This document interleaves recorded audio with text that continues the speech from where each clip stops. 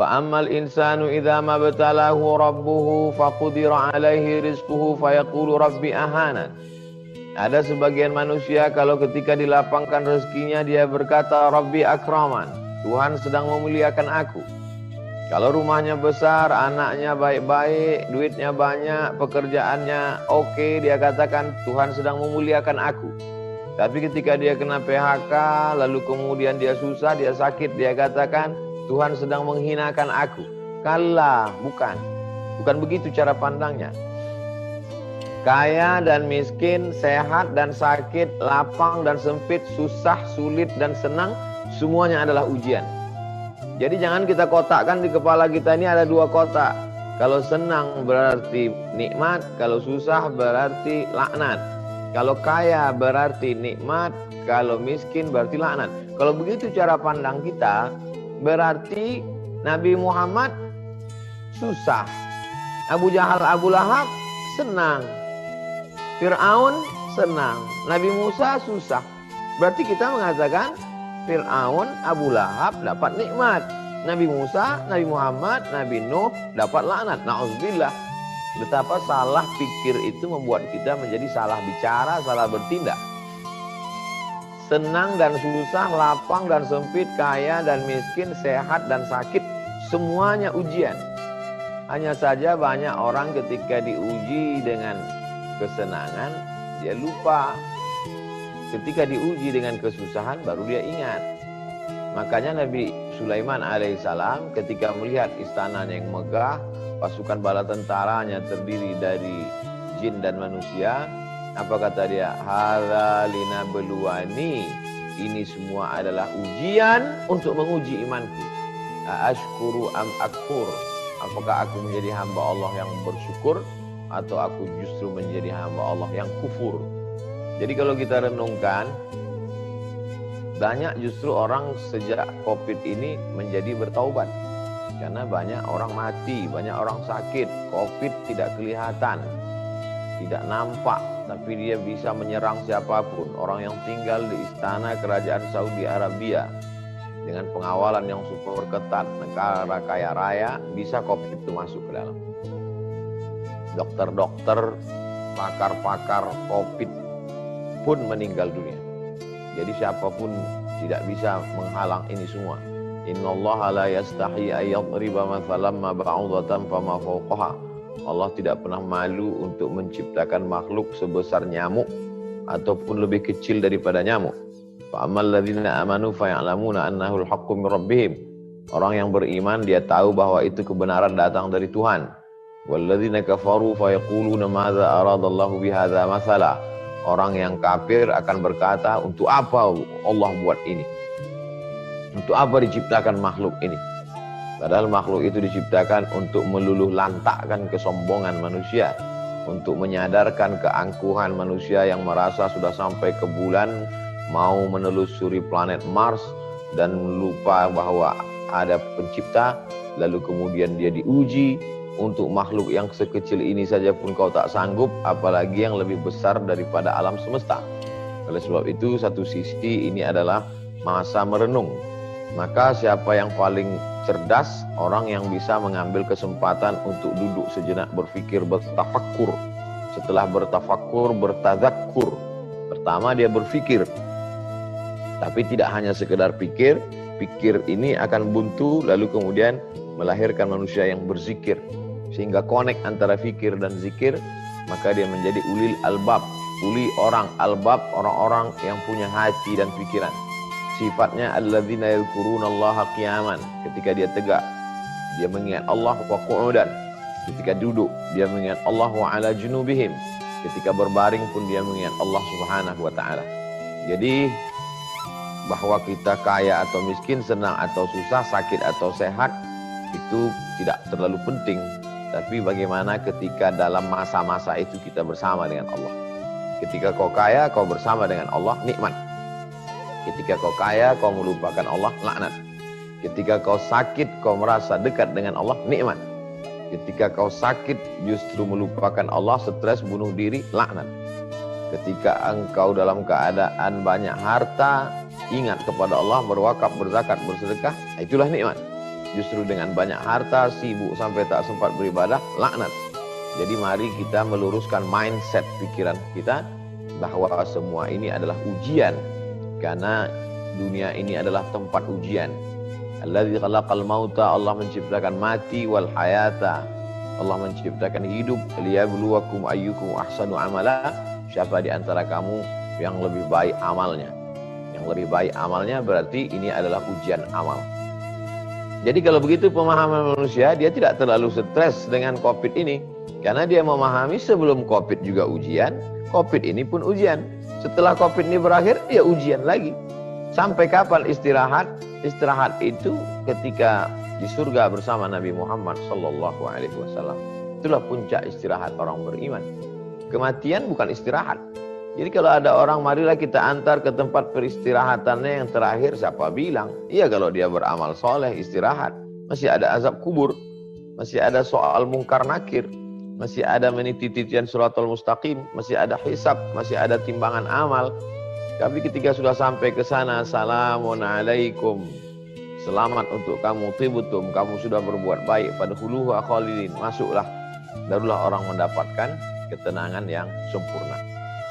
Seorang ulama salaf bernama Imam Abdurrahman Ibnu Mahdi didatangi oleh seseorang yang kena penyakit lututnya bernanah 7 tahun lamanya tidak sembuh-sembuh.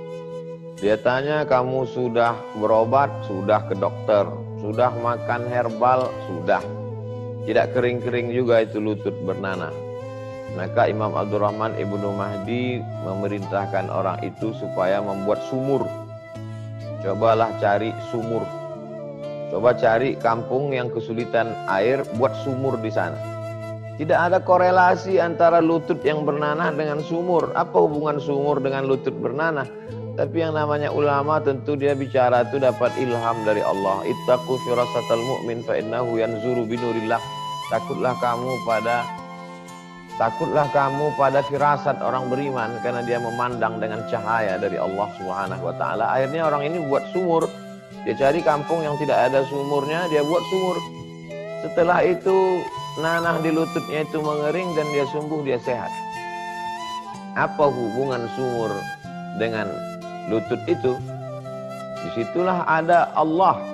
Bahwa orang di kampung yang kesulitan air itu setelah minum lewat ke tenggorokan mereka mengatakan, alhamdulillah ya Allah, orang yang buat sumur ini, lapangkanlah rezekinya, panjangkan umurnya, sehatkan badannya, anak-anaknya. Fi kulli kabidin ratbin sadaqah. Di dalam setiap hati yang basah itu ada sedekah. Di dalam setiap hati yang basah itu ada kebaikan. Oleh sebab itu salah satu cara sebab menurunkan rahmat Allah supaya kita lepas dari satu masalah adalah ringankan beban orang lain. True story, kisah nyata, seorang jamaah kesulitan dililit hutang. Dia sendiri pun kesulitan. Lalu datang kepada salah seorang ulama, bagaimana saya supaya bisa lepas ini, Tuan Guru? Kata Tuan Guru, kau cari di suatu kampung itu orang yang tidak mampu ketemu sama punya warung, saking banyak utangnya. Loh, saya sendiri datang ke Tuan Guru kan ngadu karena banyak utang. Masa saya suruh cari orang yang banyak utang? Cari kampung yang kira-kira di kampung itu ada orang tidak sanggup pergi ke warung saking banyak utang. Gimana caranya? Ya tanya ke tukang warung. Dia datang ke situ, dia tanya sama tukang warung. Pak penjaga warung, iya, bisa lihat catatan utang orang kampung ini? Ya. Mana yang paling banyak ini? Orang ini sekarang belanja ke sini lagi nggak? Nggak belanja lagi ke sini. Saking kan malunya, tak punya muka lagi. Saya lunasi utang dia. Tapi dia sendiri dililit utang. Dia utangnya besar, miliaran-miliaran. Yang di kampung ini sekitar ratusan ribu sekian. Maka dia bantu, tapi jangan kasih tahu ke dia bahwa saya yang melepaskan dia.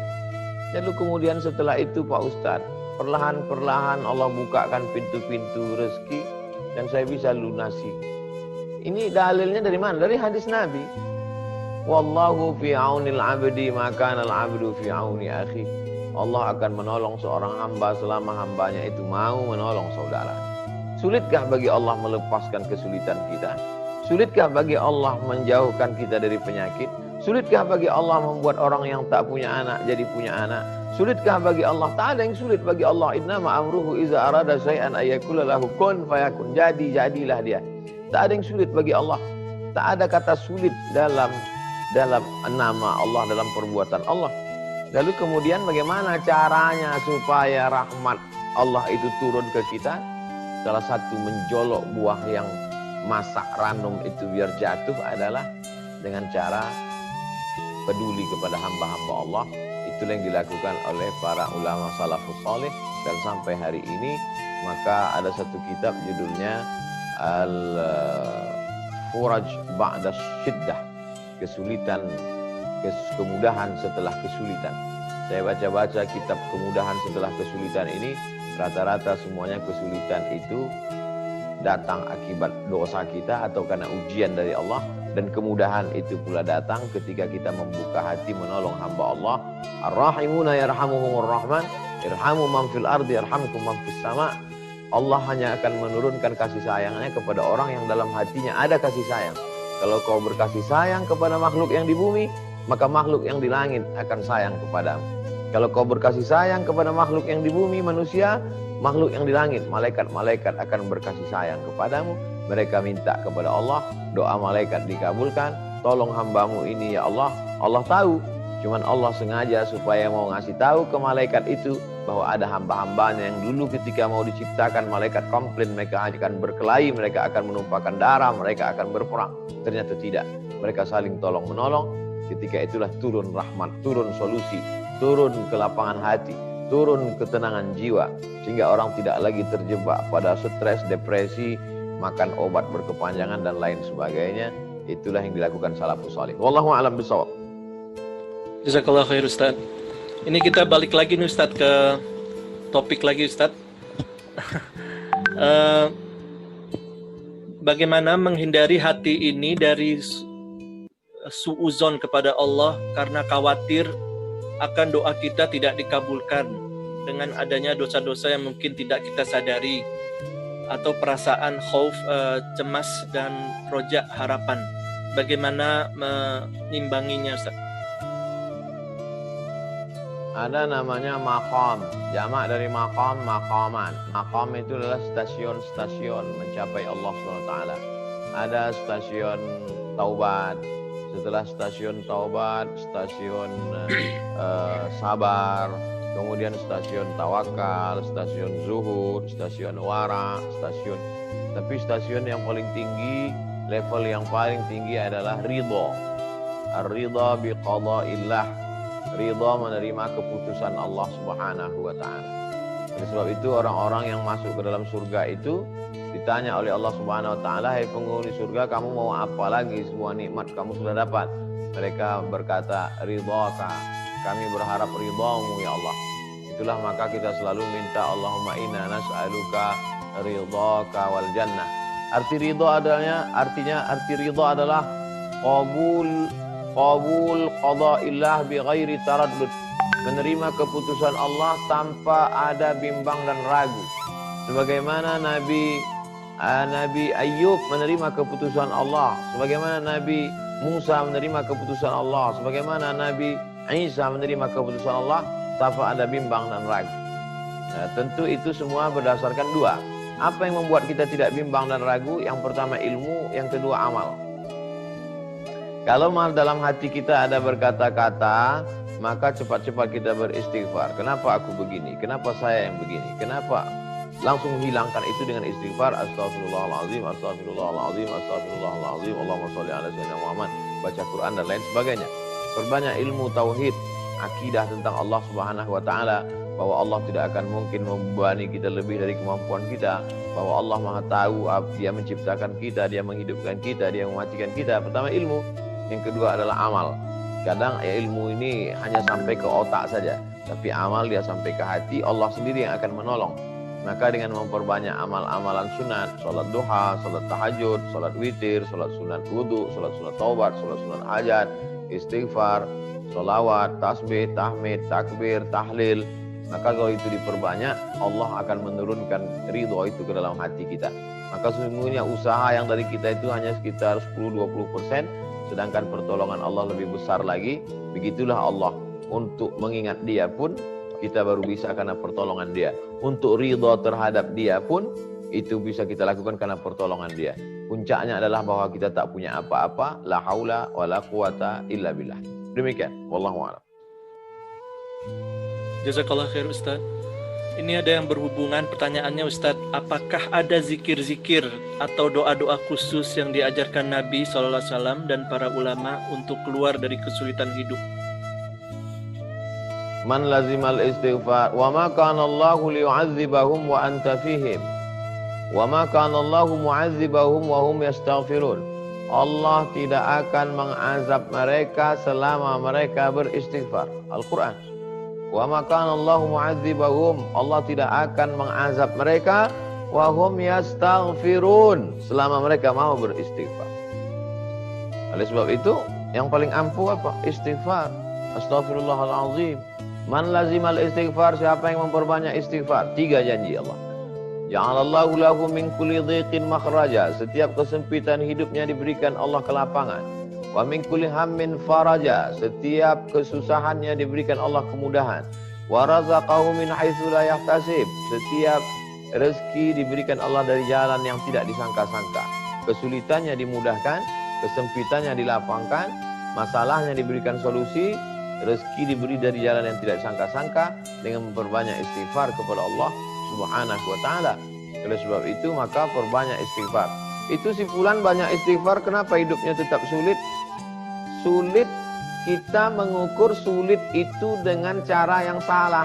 Kita ukur sulit itu kalau sakit, kita ukur sulit itu kalau miskin, kita ukur sulit itu kalau, padahal yang dimaksud dengan sulit itu ada orang miskin tapi hatinya lapang, ada orang kaya tapi stres dan depresi, ada rakyat jelata tapi dia masih sempat beribadah, ada penguasa tapi sholatnya tinggal, puasanya tinggal. Lalu sebenarnya yang dalam kesulitan itu siapa? Maka sebenarnya mereka dalam kesenangan. Tapi cara pandang kita, lagi-lagi mindset itu yang perlu diluruskan. Jadi kalau kita beristighfar, maka saat senang kita pakai kesenangan itu untuk mengingat Allah. Kalau punya harta dipakai ke zakat, wakaf, sedekah. Kalau punya jabatan, kekuasaan dipakai menolong agama Allah. Itulah yang dimaksud dengan orang berada dalam kesenangan. Kalau dia sakit, dia tidak mencaci maki Allah. Kalau dia susah, dia tidak menjadi kufur kepada Allah. Dengan banyak istighfar dan bersolawat kepada Nabi Muhammad SAW. 100 kali, 200 kali, 1000 kali. Lebih banyak, lebih baik. Tidak putus hubungan kontak kita dengan Allah Subhanahu wa ta'ala. Demikian. Wallahu a'lam. Jazakallah khair Ustaz. Wa'iyyakum. Ini ada hubungannya dengan pertanyaan hubungan dengan anak muda Ustaz. Bagaimana cara tetap istiqomah terutama di kalangan pertemanan anak-anak muda zaman sekarang ini? Ada sebagian orang mengatakan jangan pilih-pilih kawan. Ini ungkapan yang menyesatkan. Karena dalam Islam diajarkan mesti memilih kawan. Karena kalau salah memilih kawan, maka kawan ini luar biasa. Seringkali diungkapkan orang yang berkawan dengan penjual parfum akan dapat harum semerbaknya. Orang yang berkawan dengan pengrajin besi akan dapat bau karatnya. Itu sesungguhnya perumpamaan bahwa mesti pilih-pilih kawan. Oleh sebab itu kalau grup WhatsApp itu grup yang mendekatkan kepada Allah, ikutilah grup itu. Tapi kalau grup itu hanya untuk ketawa-ketawa, tidak tentu arah, keluar dari grup itu. Bahwa mereka mengatakan kamu nggak gaul, kamu sekarang sudah angkuh, baru ngaji 2-3 kali, hijrah sudah begitu. Maka sesungguhnya saat menghadap Allah mereka juga tidak akan ikut dengan kita kok. Saat menjawab mungkar nakir di mereka, di mana mereka semua berada? Saat kita dihadapkan pada pertanyaan di hadapan Allah, siapapun sahabat akan melarikan diri. Yauma yafirrul mar'u min akhihi, orang lari dari saudara kandungnya. wa ummihi, lari dari ibunya, wa abi, lari dari bapaknya, wa sahibatihi, lari dari istrinya, lari dari suaminya, wa bani, lari dari anak-anaknya. Mereka tidak akan bisa menolong kita. Memangnya habis waktu kita untuk mereka? Mampu mereka menolong kita dalam kesulitan. Setawan kawan tertawa yang banyak, kawan kesulitan itu sedikit. Berapa teman kita di Facebook, berapa teman kita di Instagram? Kalau kita dalam kesulitan ekonomi, mau mereka bantu kita? Belum tentu. Oleh sebab itu ada sahabat-sahabat setia, sahabat yang mengingatkan kita lupa, sahabat yang mengajak kita sholat ke masjid, sahabat yang melapangkan hati kita dengan mengingat Allah, maka peganglah itu. Ini poin yang pertama, mesti pilih-pilih sahabat dan kawan. Yang kedua, kalau kita ada dapat nikmat, kita merasa itu biasa-biasa saja. Tapi ketika kita lihat nikmat itu tidak ada pada orang lain, orang yang melihat nikmat kita itu, dia melihat nikmat kita itu luar biasa. Maka kita kunjungi mereka yang ada di panti jompo, anak yatim, fakir miskin. Nah, ini semua adalah untuk mengambil pelajaran, mengamalkan hadis Nabi, unzur ila man huwa asfala minka. Lihatlah orang yang berada di bawahmu. Dengan melihat orang berada di bawah itu datang syukur kita. Karena kalau tidak, seorang yang naik mobil mewah harga 2 miliar tidak pernah bersyukur kepada Allah. Kenapa? Karena dia selalu mendongak ke atas melihat temannya yang punya jet pesawat pribadi. Tapi begitu ada yang meninggal dunia, barulah dia memandang ke bawah. Ternyata teman ini sudah sakit berbulan-bulan, hilang pekerjaannya, lari anak istrinya, sendiri di dalam rumah, mati dalam keadaan kesulitan, barulah dia bersyukur atas nikmat. Cara pandang, lagi-lagi cara pandang. Salah cara memandang, kita akan salah berpikir, dan kita akan memaki-maki. Kalau memaki manusia mesti lumayan, maki-maki Allah, memaki-maki takdir dan lain sebagainya. Dan yang ketiga adalah mesti sering melihat kematian. Uzkuru hadimal ladzat. Ingatlah dia yang menghancurkan segala kelezatan. Kalau dia sudah datang, hilanglah kelezatan makan, kelezatan pakaian, kelezatan seksual, kelezatan politik, kelezatan popularitas. Dialah yang sudah menghancurkan segala kenikmatan kelezatan. Siapa dia? Mati. Wa kafa bil mauti wa inza. Cukuplah kematian itu sebagai nasihat. Oleh sebab itu maka 3 poin ini kita laksanakan, itu insya Allah kita bisa istiqomah, dibantu oleh sahabat-sahabat, grup-grup yang ada di Instagram, grup-grup WhatsApp, komunitas-komunitas. Jangan memisahkan diri dari jamaah, karena serigala hanya akan menerkam kambing-kambing yang memisahkan diri dari jamaah. Demikian, wallahu a'lam bishawab.